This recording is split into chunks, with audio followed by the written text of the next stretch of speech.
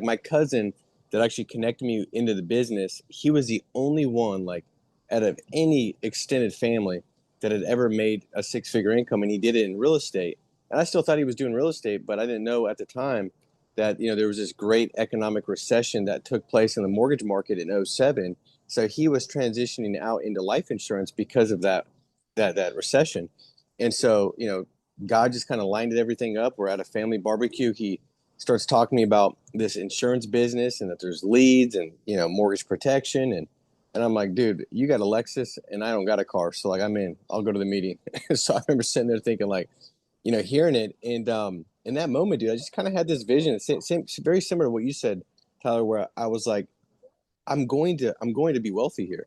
Now I didn't know exactly when it was going to happen, but all I needed to do was see a couple people that had success, and realize that I don't know what my journey is going to look like, but I'm pretty persistent, and I got a good work ethic, and I'm coachable, I'm trainable, and when I heard that this was like a copycat business, and the people that were ahead of where I was at and where I wanted to go, they'd already kind of crossed that gap, and they were willing to look back across the gap and say, step here, don't step here, do this, don't do that. I was like, dude, how can I screw this up?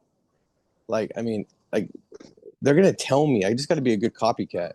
And so I had this kind of like excitement that it was going to work out, and I think that allowed me to have the right interpretation of all the other things. But in the beginning, for me, I had this deep why, and I think more people need to get a stronger why. So everybody on here, I don't care if you've had success before or you haven't. Um, the reality is, like, your ability to sacrifice and do more is very closely tied to how deep your why is. And so I was very clear on the fact that I wanted financial freedom. And it wasn't just like, I want financial freedom because I want financial freedom.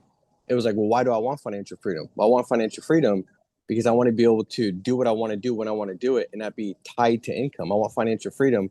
Um, why is that important? Because when I was growing up, my mom and dad, they fought about money all the time. They ended up separating. I think a lot of it was because of the financial tension that they were under. And I saw them fight about it. And so, like, deeper why was like, I don't want to have to any arguments. There's enough things to argue with your spouse about. Let's not have money be one of them. Like, I'm sure there's plenty of things like I don't want it to be about money. And I wanted to be able to go out there and experience different things. Like, why was it important not to argue? Well, because I don't want to argue my spouse about finances.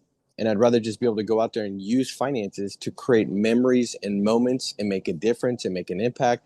And why is that important to me? Because when I was being raised, like, I didn't have any experiences like that. We never went on vacation. So I went deep with my why. And I really kind of unpacked that and realized, like, okay, this is what's going to motivate me. So when I don't feel like doing something, I'm going to do it anyways because the payoff is going to shadow over the pain. And I think, oftentimes we get caught in this state of comfortability, like, well, I don't want to move forward because I got to get XYZ figured out. Well, typically that should be just a telltale sign of the fact that your why isn't strong enough, because the pain is still bigger than what your possible payoff is, and that's because you've not really spent time thinking about what you want your life to look like, because this is the vehicle to get you there.